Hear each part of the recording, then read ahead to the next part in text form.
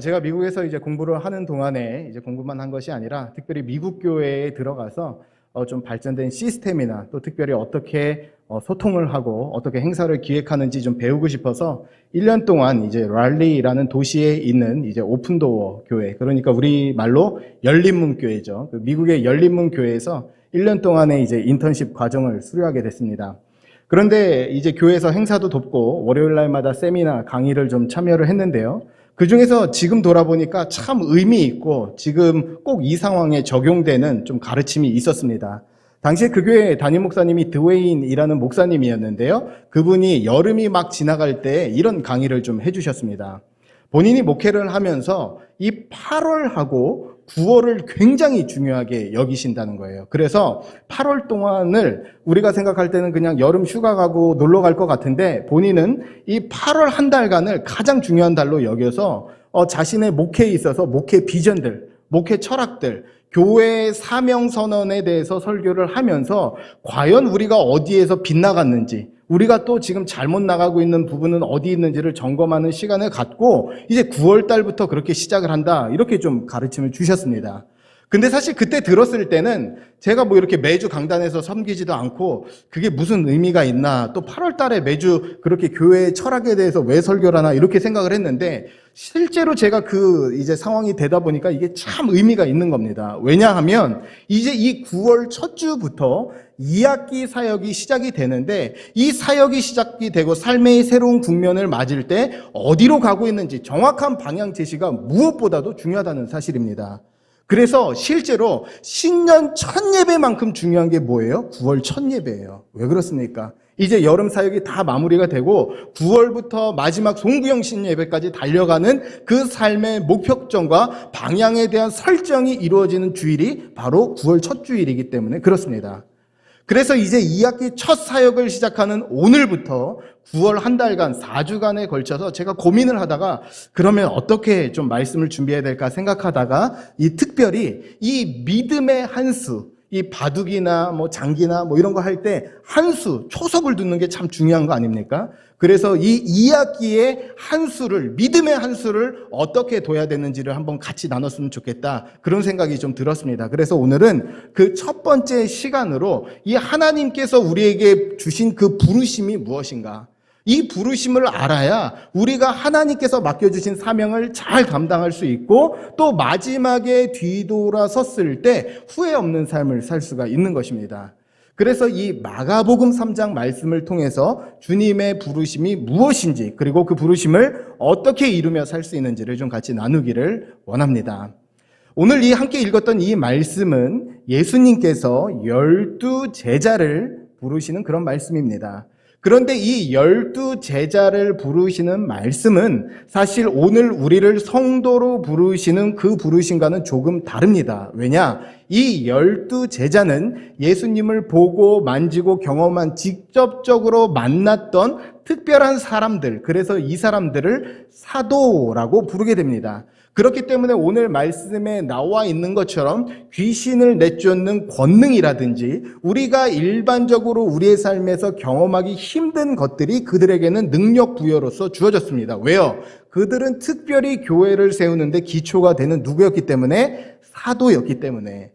그러나 한 가지 중요한 것이 있는데, 그 사도를 부르신 주님께서는 오늘 우리 또한 부르고 계시다는 사실이에요. 그리고 그 부르심은 오늘 우리가 분명히 살아가야 할 방향과 책임이 있음을 말하고 있습니다. 오늘 이 말씀을 우리가 먼저 시작함에 있어서 본문은 이제 절대로 좀 살펴보게 될 건데요. 오늘 말씀은 먼저 무엇을 이야기하고 있느냐? 그 예수님께서 우리에게 주신 사명, 우리를 부르신 목적을 완수를 해야 되는데, 오늘 말씀 보니까 그것을 어떤 것이다 먼저 말하지 않고 그 부르심을 너희가 이룰 수 있다, 먼저 그 부르심에 대한 확신을 먼저 주고 계세요. 그래서 본문의 메시지는 첫 번째로 무엇이냐면 바로 이 예수님의 기도가 내 삶을 지탱한다는 겁니다. 이게 참 중요하니까 같이 한번 읽어볼까요? 시작. 예수님의 기도가 내 삶을 지탱한다. 이제 예수님께서 제자를 선택하시고 부르셨습니다. 사실 예수님께서 먼저 본인의 사역을 시작했던 나사렛이라는 동네에서는 예수님께서는 참 많은 반대와 핍박을 당하셨어요. 그래서 그 다음 사역이 펼쳐졌던 북쪽 갈릴리 지역에서는 많은 사람들이 예수님의 사역에 호응했고 찾아왔습니다. 이 예수님의 제자 삼는 사역은 어디서 이루어졌느냐? 갈릴리 지역에서 이루어진 사건입니다. 그렇기 때문에 우리가 이 말씀을 보면 이렇게 생각할 수가 있어요. 예수님의 사역이 좀 확장이 되고 부흥이 되고 많은 사람들이 찾아오니까 그 사역을 나누기 위해서 예수님께서 제자들을 부르셨나 보다. 아닙니다. 이 말씀과 병행 구절이 되는 누가복음 6장 말씀을 보면 그때의 배경이 나오게 되는데요. 당시의 종교 지도자들과의 갈등이 최고조에 달아서 이제 처음으로 예수님의 사역과 삶에 있어서 이 죽음과도 같은 그들이 예수를 어찌할까 논의하니라. 예수님의 사역을 향해서 십자가 죽음의 그림자가 드리게 된 것이 바로 누가복음 6장의 배경이고 바로 누가복음 6장에서 예수님의 제자 삼는 사역이 이루어지게 됐다는 겁니다.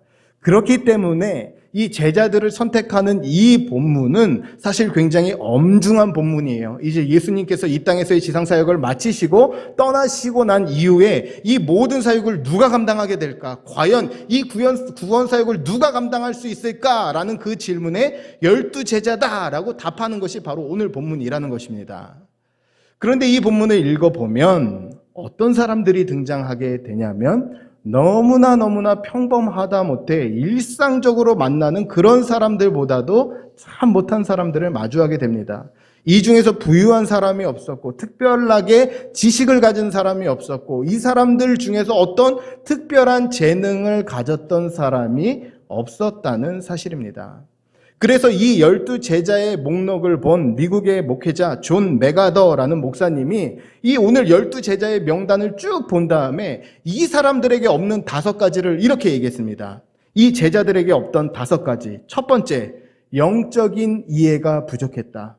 예수님께서 기적을 일으키시는데 계속 못 깨달았습니다. 이게 무슨 의미인지 왜 하셨는지. 또 뿐만 아니라 이들은 겸손을 모르는 이들이었어요. 누가 높은 힘과 권력을 가졌는지 가르침을 받고도 멱살 잡고 싸우고 누가 크냐 계속적으로 싸우던 이들, 이게 제자들이었습니다. 뿐만 아니라 이들은 믿음이 없었죠. 예수님께서 가르쳐 주셨던 또 예수님이 하셨던 사역을 보았음에도 불구하고 같은 사역을 일으키는데 주저하는 또 믿음 없는 모습을 보였고 또 특별히 이들에게는 헌신조차도 없었습니다. 그래서 예수님께서 십자가에서 돌아가시자마자 다 도망갔죠. 그리고 마지막 결정적으로 이들에게는 사명을 이룰 만한 능력이 없었습니다. 그러니까 예수님께서 12제자를 선택했는데 이 사람들은 용기도 없고 헌신도 없고 믿음도 없고 깨닫지도 못하는 그런 사람들이었어요.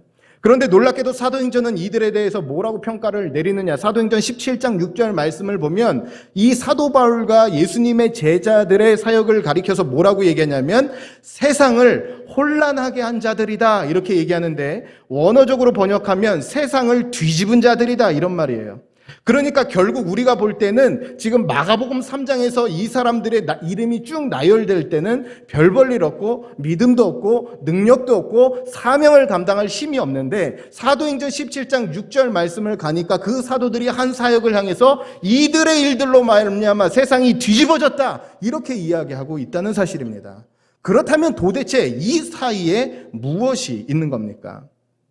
오늘 우리가 함께 읽었던 말씀 13절과 14절 그 사이에 답이 있습니다. 13절 말씀을 보면 또 산에 오르사 자기가 원하는 자들을 부르시니 산에 오르셨어요. 그리고 14절에서는 이에 12를 세우셨으니 잘 들으셔야 됩니다. 산에 오르셨고 몇을 세우셨어요? 12를 세우셨어요. 그러면 산에 오르고 12를 세웠는데 과연 이 사이에 무엇이 있었던 것입니까? 누가복음 6장 12절에 그 정답이 나와 있는데요. 같이 읽어보겠습니다. 시작. 이때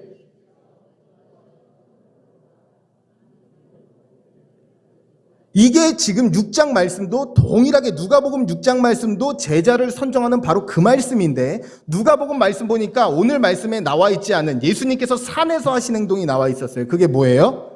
기도였어요. 어떤 기도였어요? 밤이 새도록 기도했어요.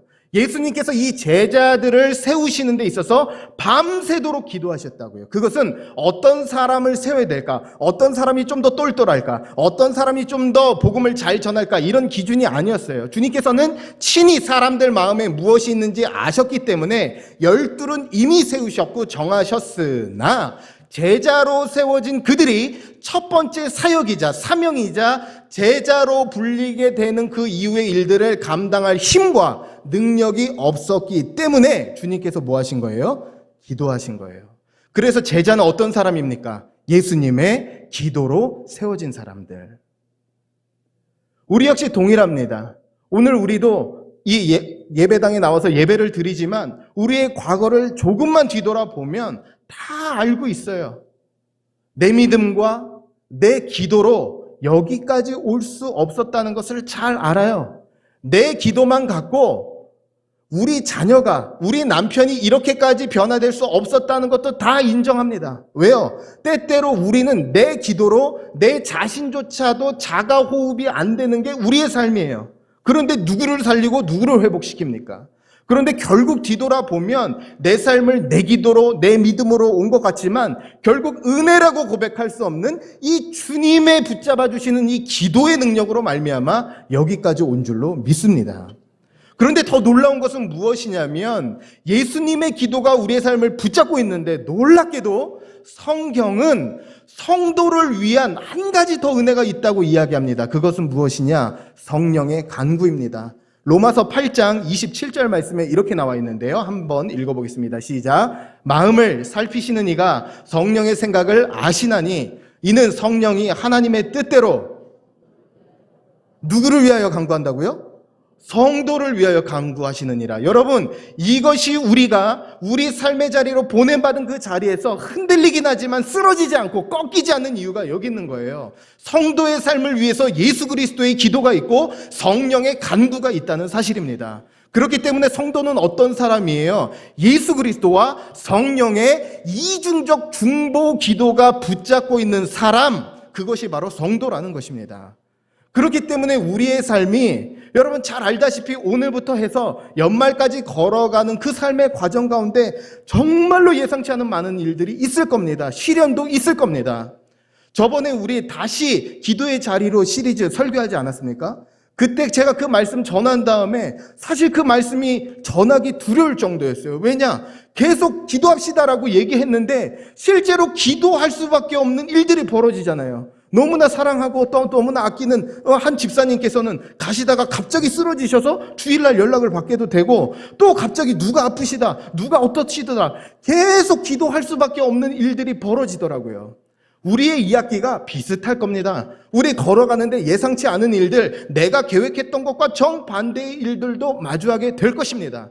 그러나 그런 가운데서도 우리가 확신을 가질 수 있는 이유는 뭐냐면 바로 내 삶을 위해서 내 기도가 끊어진 것 같은 그 순간 가운데서도 내 믿음이 흔들리는 그 순간에도 주님의 기도와 성령의 간구, 이 이중적 중보 기도가 우리의 삶을 붙잡고 있다는 사실입니다.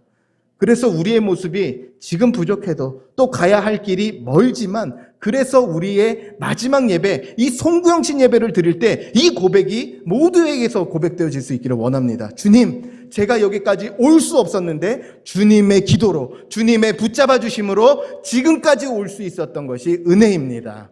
이 기도의 능력 믿고 이번 2학기도 주님 앞에 담대히 설 수 있는 모든 성도님들이 되시기를 주님의 이름으로 간절히 축복합니다. 다음으로 이 말씀은 우리에게 이렇게 얘기합니다. 우리가 가야 하는 삶의 부르심의 자리를 이야기하는데 우리의 삶의 부르심은 무엇이냐? 바로 머무는 것이 아니라 바로 떠나는 것. 머무는 것이 아니라 떠나서 복음 전하는 것. 그것이 바로 우리의 사명이라고 이야기하고 있습니다. 이제 예수님께서 기도 이후에 12명의 제자를 세우시게 됩니다. 그런데 이 12제자를 세우는 방식이 당시의 랍비들이 제자를 선택하는 방식과는 정반대였습니다.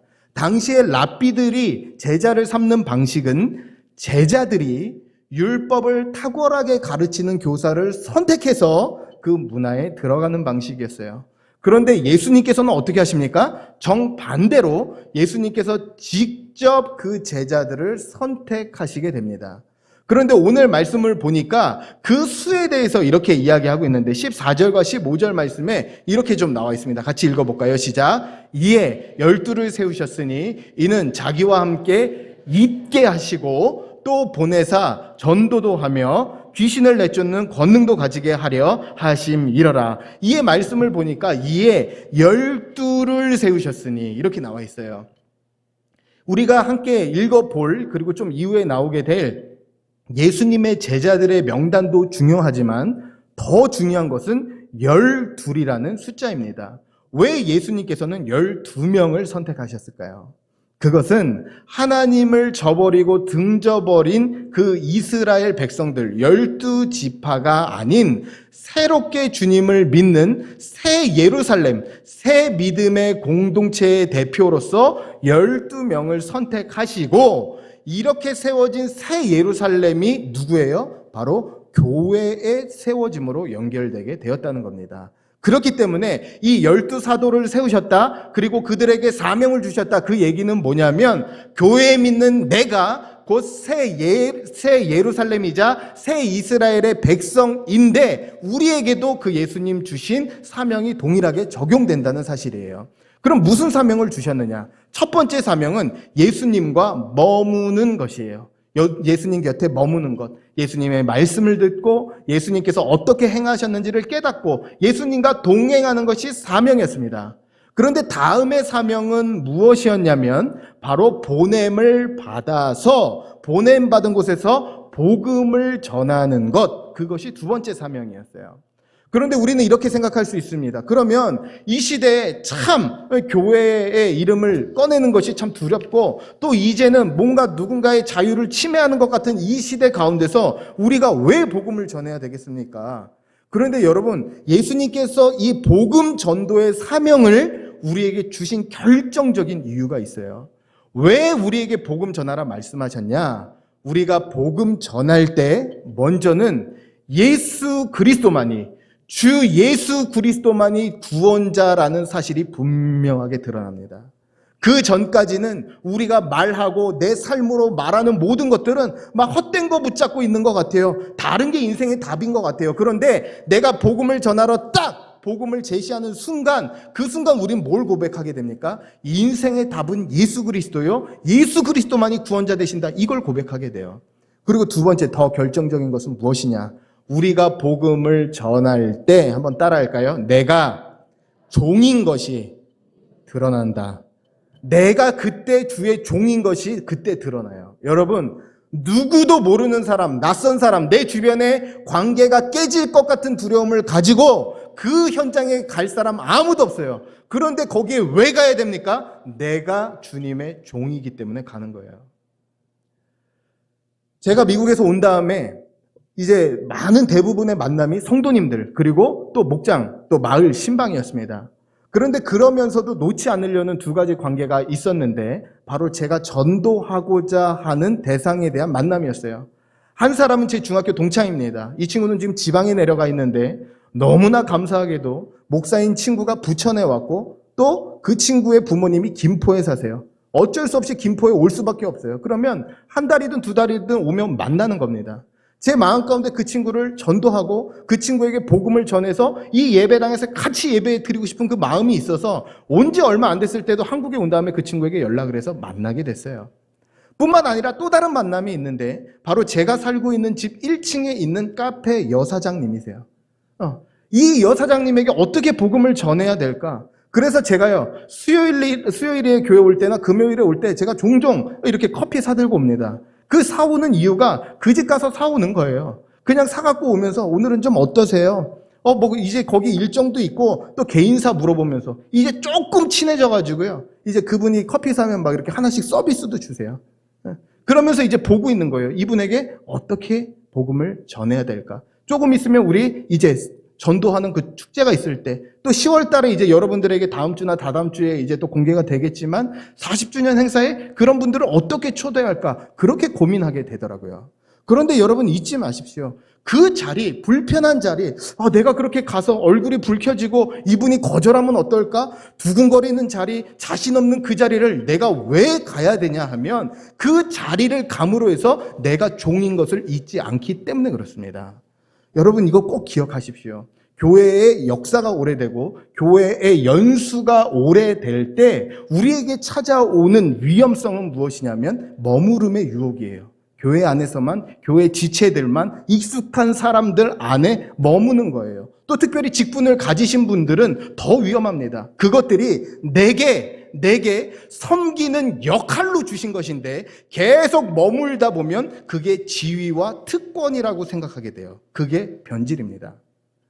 그렇기 때문에 우리가 2학기 때 다짐해야 되는 게 무엇이냐? 성도님들 마음 한켠에 주님께서 주신 부담감 같은 사람들, 한켠으로 몰아넣던 그분들에게 찾아가셔야 돼요. 복음 들고 가셔야 돼요. 주님께서 보냈던 것처럼 주님께서는 단 한 번도 내가 준비되었으니 가라 이렇게 말씀하신 적이 없으세요. 성경 말씀을 보십시오. 준비된 사람이 아무도 없었어요. 일단 갔는데 역사가 일어났던 이유는 그 발걸음 가운데 주님께서 동행하셨기 때문입니다. 우리 역시 마찬가지예요. 내가 이 사람 복음 전해야 되는데 무슨 말 해야 되는데 어떻게 해야 될지 모르는 그 만남 가운데 주님께서 반드시 함께 해 주실 것이고 다시 한번 내가 종의 자리에, 종의 위치에 내 자리 있지 않게 해 주실 것입니다. 그래서 전도는 뭐예요? 내 영혼을 살리는 제자리 찾기예요. 내가 주님의 종이구나, 순종하는구나, 내 자리 떠나지 않게 하는. 그래서 특별히 우리 집사님, 권사님들도 이번 2학기 때 많이 만나십시오. 커피 많이 마시시고 많이 만남을 가지세요. 그런데 그 만나고 수다 떠는 그 시간이 이전과 똑같은 그런 시간이 아니라 딱 하나 달라져야 돼요. 무엇이 돼야 되냐? 그 만남이 선교적 만남이 돼야 돼요. 커피 하나 마시고 같이 식사하는 그 만남이 그냥 친구들, 동창들, 그냥 마음 맞는 사람이 아니라 선교적 만남. 예수를 나눔이 있는 만남, 예수가 나를 보낸 그 자리로 파송된 선교적 만남, 미셔널 미팅이 돼야 된다는 사실입니다. 그래서 이번 2학기 도전합니다. 다시 한번 주님께서 내 주변에 아직 주님을 알지 못하는 그 사람이 있다면 바로 그곳에 보내신 것입니다. 그곳이 보내신 자리인 거예요. 순종함으로 나아갈 때 내 영혼이 제자리 찾을 뿐만 아니라 주님께서 그 발걸음 가운데 반드시 함께 해주실 줄 믿습니다. 또 오늘 말씀은 우리에게 무엇을 말하느냐? 그러면 이러한 사명, 내가 그렇게 가고 보냄받아서 복음 전하는 그것을 어떻게 감당할 수 있습니까? 오늘 말씀은 또한 우리에게 한 가지 확신, 또한 믿음을 우리에게 요구하는데 바로 믿음으로 내 상황에 처해 있는 내 삶에 찾아오는 절망과 낙심을 뛰어넘으라는 것입니다. 한번 따라할까요? 시작. 믿음으로 절망을 뛰어넘으라. 오늘 말씀 16절에서부터 19절까지의 말씀을 보면 제자들의 리스트, 이름들이 나열되게 됩니다. 특별히 신약 성경을 보다 보면 이 똑같은 리스트, 같은 형식은 아니지만 예수님의 제자들의 이름이 신약 성경에 4번에 걸쳐서 등장합니다. 그 이야기는 이 명단이 중요하고 주목할 만한 사실이에요. 그런데 이 명단이 등장하게 되는데 조금씩 이름이 다르거나 조금 배열이 다를 수는 있는데 늘 항상 이 제자들의 명단에서 변하지 않는 딱 한 가지가 있습니다. 그것은 무엇이냐면 그 시작점이 베드로로 시작한다는 것입니다. 오늘 말씀 16절 말씀인데요. 같이 한번 읽어보겠습니다. 16절 말씀 시작. 이 12를 세우셨으니 시몬에게는 어떤 이름을 더하셨어요? 베드로란. 그러니까 우리가 베드로라고 알고 있지만 실제로 베드로의 원래 이름은 뭐예요? 시몬입니다. 시몬. 시몬의 이름의 뜻은 듣는 자. 하나님의 음성을 듣는 자. 이게 시몬이고요. 이 베드로는 반석, 흔들리지 않는 큰 돌이라는 뜻이 바로 베드로입니다. 그런데 이 공관복음, 마태복음, 마가복음, 누가복음에 보다 보면 이 베드로의 이름을 쓰는 방식이 조금은 특이합니다. 특별히 이 베드로의 그 영적인 일, 주님을 위한 일이 아니라 세상적인 일을 얘기할 때 시몬이라는 단어가 주로 등장하고요. 시몬의 장모라는 표현이 등장하고 또 결정적인 시험에 넘어질 때 시몬이라는 이름이 쓰이게 됩니다. 그런데 오늘 말씀을 보면 이 시몬, 흔들리기도 하고 연약한 이 시몬을 향해서 예수님께서 어떤 이름을 붙여주세요? 베드로다, 반석이다, 그런 이름을 붙여주세요. 그런데 여기서 중요한 것은 무엇이냐면 이 신약학자 키스트 메이커라는 사람이 이 부분을 이렇게 설명하더라고요. 지금 베드로라고 이름 붙인 것은 지금 시몬의 현 상황이 아니라 주님께서 은혜로 다듬고 완성시킬 앞날에 대한 설명이다. 지금은 베드로 아니에요. 지금은 여전히 시몬입니다. 그냥 듣기는 하지만 흔들리고 넘어지고 그냥 지푸라기 같은 그런 인생이에요. 그런데 베드로라고 선언을 하는 이유는 뭐냐면 앞으로의 일들 가운데서 수많은 절망의 일들, 수많은 후회되는 일들이 있을 거지만 그것들을 넘어서 마침내 주님께서 누구로? 베드로를 세워주실 것이다 라는 마지막 모습에 대한 묘사라는 거예요. 그래서 제가 이 이후에 그러면 실제로 이 이름이 붙여진 다음에 베드로가 한 어떤 일들을 하나 봤더니 제가 한번 카운트를 좀 해보니까요. 베드로가 예수님 모른다 그러고 또 물 걷다 빠지고 베드로 실수한 것만 그냥 대충 셌는데 이 이후에 베드로다 이름 부른 이후에 베드로의 실수와 넘어짐이 아주 최저로 잡아도 13번 이상 정도 나오더라고요. 그 이야기는 뭐예요? 지금 예수님께서 시몬을 향해서 너는 베드로고 반석이고 흔들리지 않을 거야 라고 얘기했지만 앞으로 13번의 넘어짐과 그를 향한 주님의 후회와 그를 향한 그의 낙심과 초라함들을 있지만 예수님께서는 그것들을 뭐 하시기로? 모두 다 넘고 모두 다 극복하고 그를 베드로로 세우기로 작정하셨다는 거예요. 그래서 제가 이 말씀을 읽다 보니까 시몬을 향해서 베드로라 이름 붙이신 이 말씀을 보면서 제가 그런 생각이 들더라고요. 아, 이거는 예수님의 믿음이다. 이거는 예수의 믿음이다. 여러분, 예수님이 우리의 믿음의 대상이신 거 믿으십니까? 예수님께서 유일한 구원자십니다. 그런데 동시에 똑같이 오늘 말씀에 예수님께서 우리의 믿음의 대상이시지만 동시에 그 예수님의 믿음이 우리에게 필요해요. 예수님께서 베드로를 향해서 가지고 계셨던 확신과 믿음이 무엇입니까?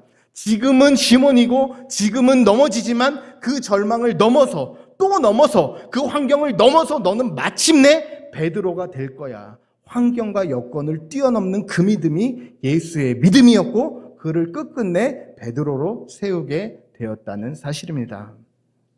그래서 오늘도 우리에게 필요한 것이 있다면 바로 이 예수의 믿음입니다.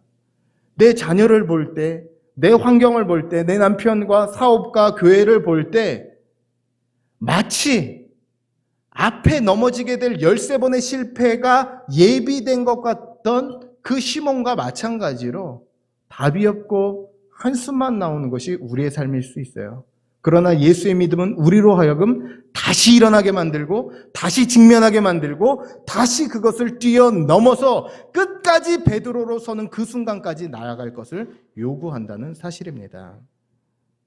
그래서 제가 얼마 전에 운전하다가 한 목사님의 설교를 듣게 됐는데요. 거기서 이런 얘기가 좀 나오더라고요.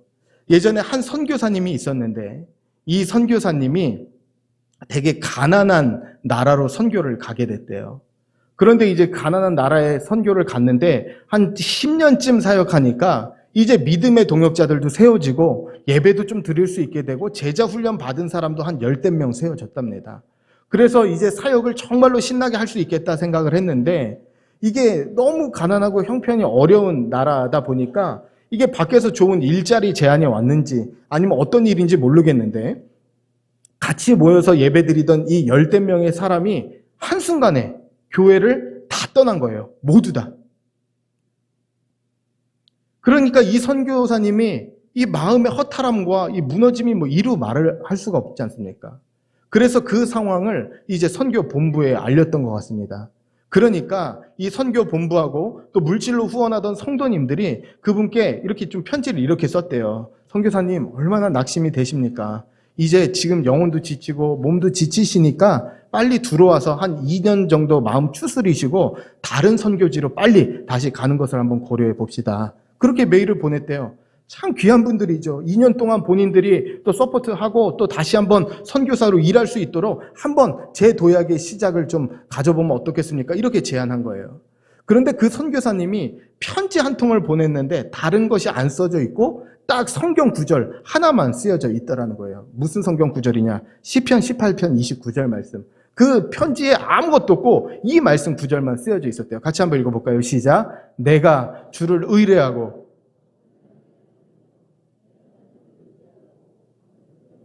뭐예요?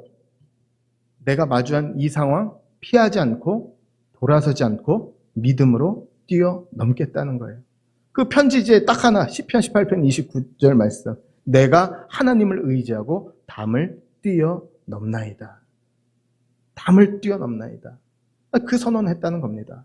제가 그 말씀을 듣는데 마음에 참 도전이 됐어요. 하나님, 우리 이제 열방의 식구들, 또 이 열방 교회, 이제 2학기의 첫 발을 내딛는데 하나님 수많은 담들이 있을 겁니다. 감당하기 힘든 일들, 또 예상이 빗나가는 많은 일들 가운데 담들이 있는데 그 담들을 뛰어넘을 수 있는 그러한 믿음을 주십시오. 담 앞에 절망하고 낙심하고 겁먹어서 되돌아가는 인생이 아니라 여호와를 의뢰해서 함께 하시는 그 하나님의 손 붙잡고 뛰어넘는 그러한 삶이 되게 하여 주옵소서. 그래서 오늘 이 시간에 함께 기도할 때 이 믿음과 이 선언이 있기를 원합니다. 주님, 저희 상황을 볼 때, 제 자녀를 볼 때 그저 시몬입니다. 흔들려요. 그냥 볏짚 같아요. 초라합니다. 그러나 또 한 번 예수의 믿음을 갖고 베드로라 부르겠습니다. 또 설 것을 믿겠습니다. 또 믿음의 발걸음을 내딛겠습니다. 그리고 내 삶에서 마주하는 그 담, 나를 주눅들게 하고 작게 하는 그 상황이 있다면 그 선교사님이 담대히 있었던 것처럼 주여 그 담을 피하는 것이 아니라 돌아서는 것이 아니라 믿음의 능력으로 뛰어넘게 하여 주시옵소서. 그 믿음으로 다시 한번 이 학기를 달려나갈 수 있는 우리 열방의 모든 권속들, 열방의 모든 식구들 될 수 있기를 주님의 이름으로 간절히 축원합니다. 우리 시간 다 함께 일어나서 이 찬양으로 함께 찬양의 고백 올려드리고 기도하고 축도로 마치겠습니다. 나의 안에 거하라 함께 좀 찬양하시죠.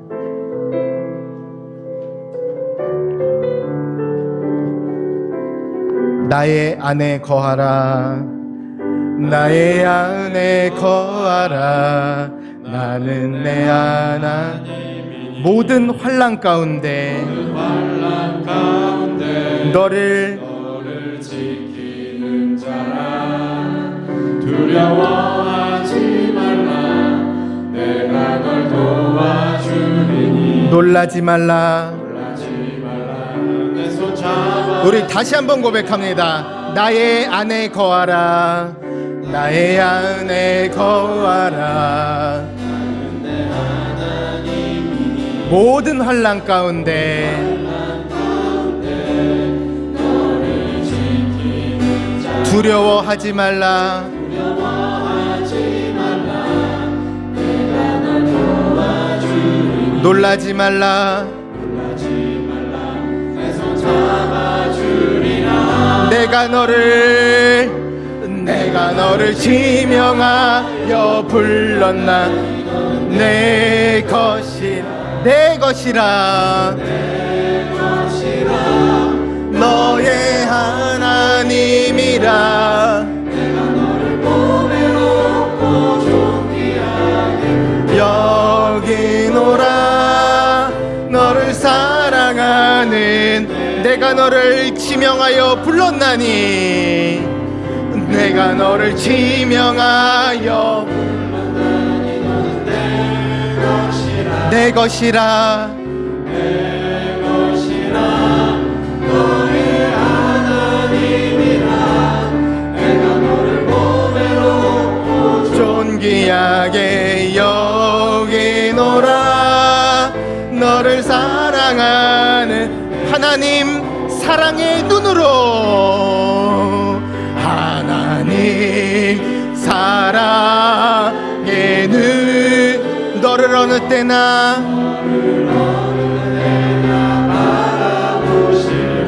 하나님 인자한 귀로서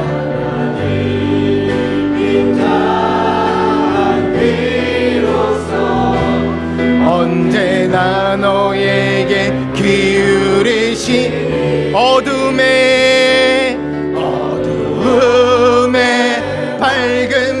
빛을 비춰주시고 너의 작은 신음에도 응답하시니 너는 어느 곳에 있든지 주를 향하고 우리 다시 한번 선포합니다. 하나님 사랑의 눈으로, 하나님 사랑의 눈으로 너를 어느 때나 바라보시고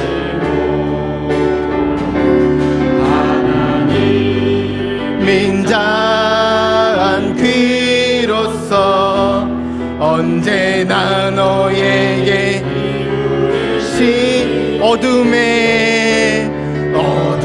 어둠에 밝은 빛을 비춰주시고 너의 작은 신음에도 응답하시니 너는 어느 곳에 있든지 주를 향하고 주만 바라볼지라.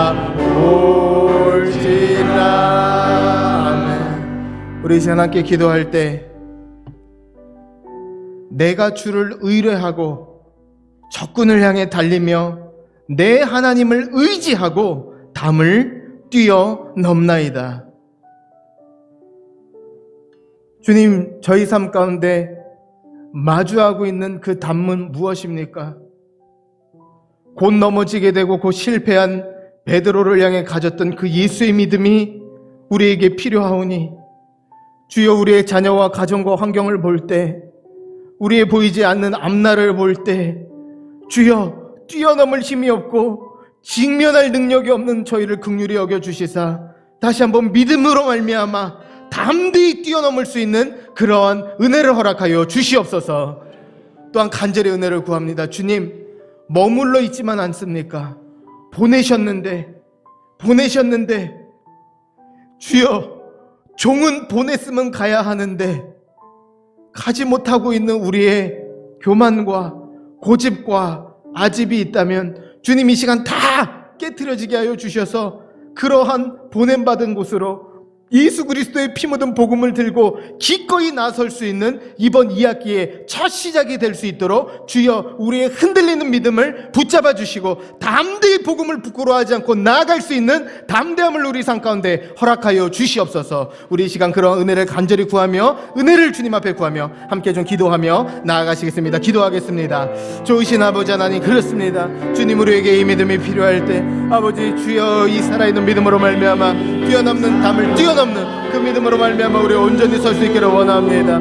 주여, 간절히 은혜를 원하오니 아버지 하나님, 뛰어넘을 수 있도록 도와주시고 아버지 하나님, 현실과 보이는 상황 가운데서 마음 녹지 않을 수 있도록 소망의 끈을 놓아보지 않을 수 있도록 아버지 하나님 도와주십시오.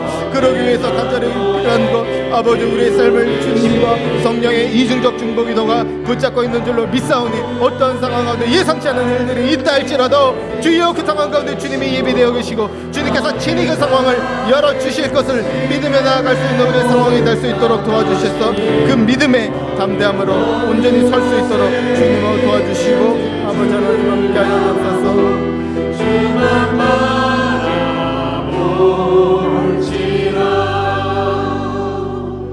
주님, 웬 은혜고 웬 축복입니까?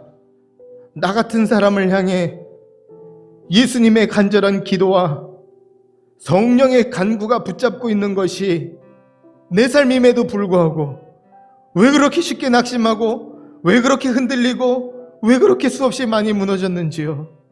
주여, 이 시간 이 확신을 알았사오니 주님, 2학기를 시작하는 이때에 다시 한번 연말을 향해 달려가는 이때에 하나님, 우리의 삶이 예수의 기도와 성령의 간구로 말미암아 그 이중적 기도가 우리의 삶을 능력 있게 붙잡고 있음을 확신하며 걸어갈 수 있게 하여 주시옵소서. 하나님, 그 시몬을 향해서 너는 베드로다, 너는 베드로다, 넘어질 것이 예비되어 있고 그가 돌아설 것과 그의 무너질 모든 것을 아심에도 불구하고 그를 다시 한번 믿어주시고 그를 다시 한번 세웠던, 포기하지 않았던, 절망을 믿음으로 넘었던 그 예수의 믿음이 필요합니다.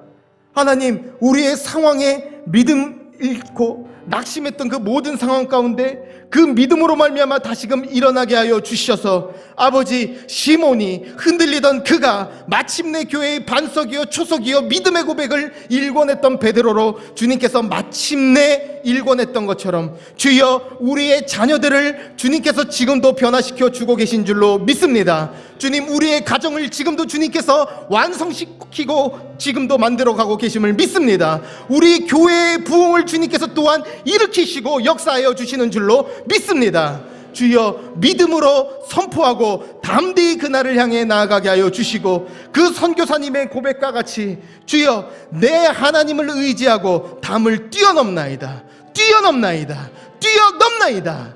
이것이 우리의 선언이 되어 마침내 송구영신 예배를 드릴 때 주여, 낙심하지 않고 넘어섰으며 이루셨으며 해내신 주님께 모든 영광을 돌릴 수 있는 이번 2학기 첫 발걸음이 될 수 있도록 주님 모든 삶의 발자국마다 주님 동행하여 주시고 그렇게 함께하여 주시옵소서.